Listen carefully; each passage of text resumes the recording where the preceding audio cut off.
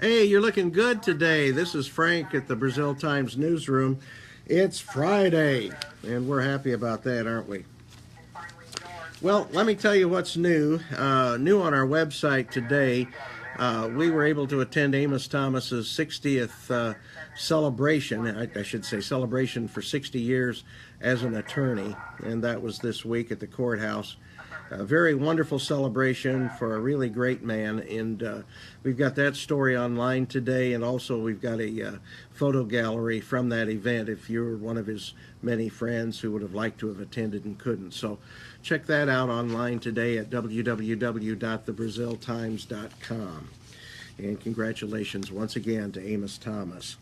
Now, in today's edition of the Brazil Times, the county's unemployment rate has dropped to 4%, according to the government. October's non-seasonably adjusted rate is the county's lowest since a 3% unemployment rate was posted in October of 2000. That's according to Indiana's Department of Workforce Development. Congratulations to Mike Lawson. He is retiring from Riddell National Bank on January 2nd. And Riddell's board of directors has chosen W. Steve Kidwell, executive vice president. I've called him Steve Kidwell so long, it's hard to say W. Stephen Kidwell, but you know who I'm talking about. He is going to be taking Mike's place, and he is currently executive vice president and chief operations officer. Kidwell has worked at the bank since 1992 and has served in his present position since 2006. Lawson was only the fifth president of the bank.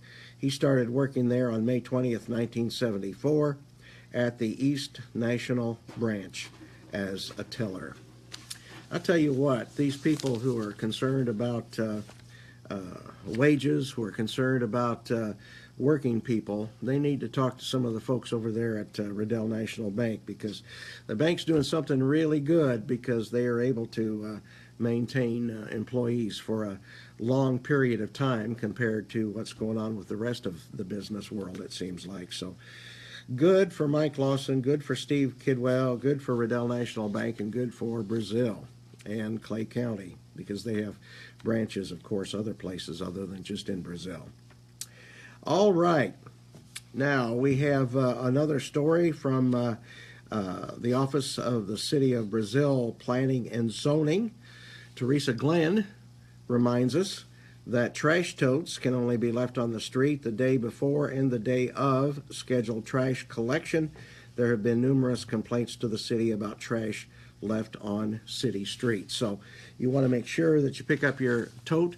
And yes, to my neighbors, I know that's the case, and I will get mine at noon today, okay? All right.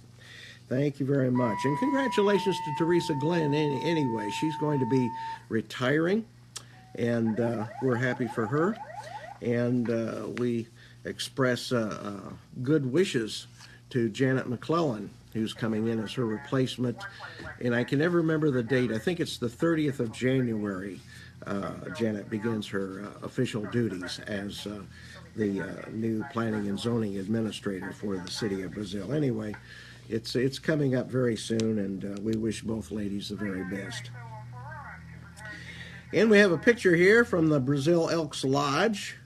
It says that jolly old elf stopped by the Brazil Lodge to visit with some local school children, or some local children. I don't think some of them were in school yet. The children enjoyed visiting with Santa and making holiday crafts like tree ornaments, Christmas cards, and their own helper elf hats while eating holiday treats. Sounds like a good time was had by all. We also want to join appreciation expressed to Mike McCullough. Mike McCullough has served the county in two various capacities for the past 32 years. He is not going to be on the county council anymore, or for the next term anyway.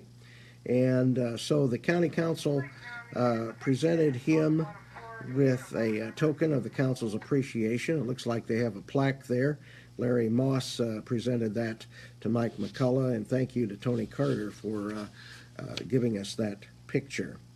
Anyway, McCullough served 20 years on the county council and 12 years before that as a county commissioner.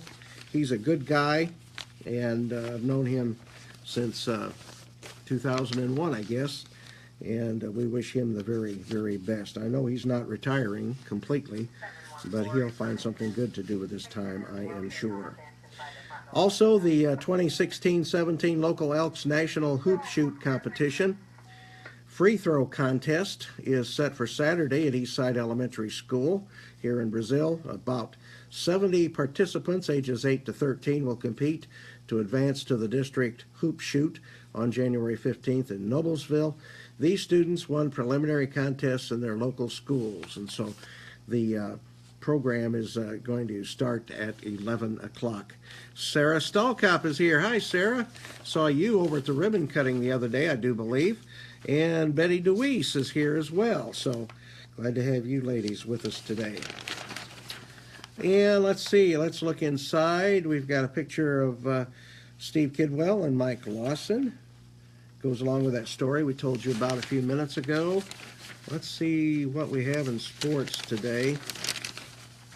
Okay. Carrie Fox, our sports editor, writes, Northview Stacy Payton reached the 1,000 career point plateau on Wednesday evening as the Knights knocked off South Vermilion 70-42. The Ball State softball recruit needed 16 points to reach the milestone, and the senior hit 1,000 in fitting fashion as she created a steal on defense and drove the length of the court for a layup with 1:45 left before halftime. Congratulations to Stacy Payton.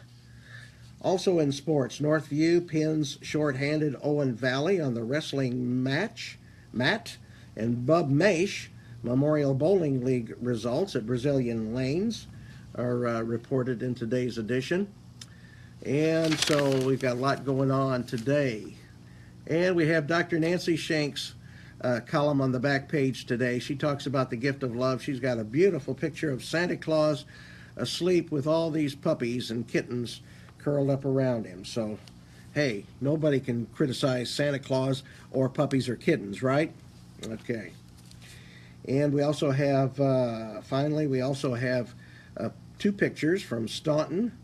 On November 30th, Captain Calico Jack and Pirate Mary Reed followed a treasure map that led into each Staunton elementary classroom in search of the real treasure, which of course is books. And they carried a treasure chest that they emptied of unneeded items in order to make room for the treasure. They took out gold coins and beaded necklaces and gave them to students in each room, and after they had room for the treasure, they followed their map and found books in the classrooms that they kept as their booty. How did the story end? Well, you can read it for yourself in today's edition of the Brazil Times. Okay, we're glad to see you today. I always look forward to seeing you whenever we're out and about, and thanks for joining us. Let's see here. Vanessa Montgomery has joined us. Hi, Vanessa. She is doing a wonderful job with the Court-Appointed Special Advocates Program, CASA, and we appreciate the work that she and Shannon Wilmore and all the folks are doing over there. We'll see you later. Have a great weekend, won't you?